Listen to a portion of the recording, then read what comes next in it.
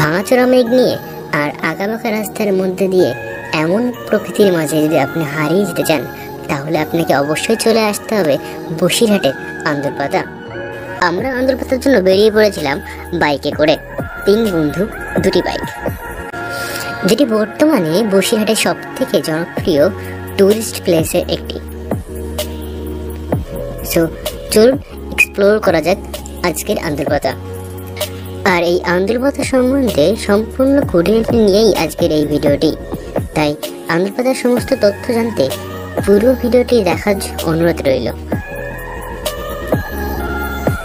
So আমি আছি অমিত আপনাদের সাথে আমার এই ইউটিউব চ্যানেলটিতে। সো চলুন দেখে নেওয়া যাক যে আন্দরপাতায় কি এমন আছে যার জন্য আপনি এখানে চলে আসবেন প্রকৃতির এই টানে।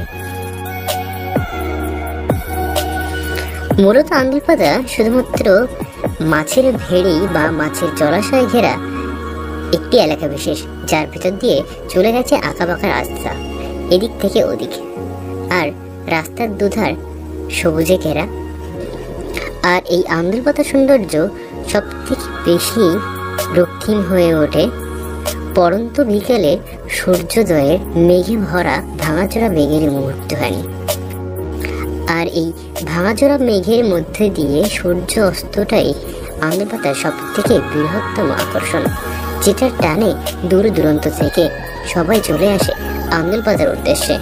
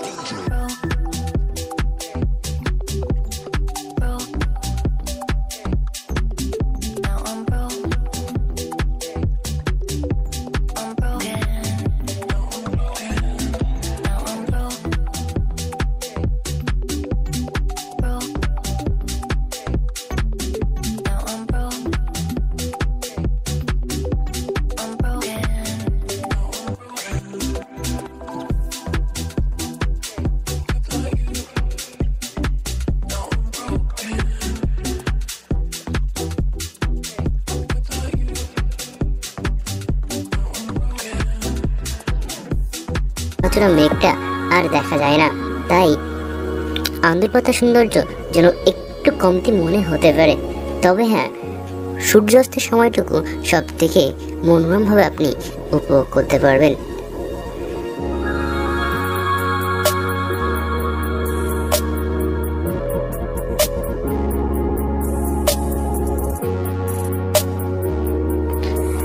এবার বলে রাখি আন্দরপাতা ভ্রমণের জন্য বেস্ট টাইম কোনটি হবে।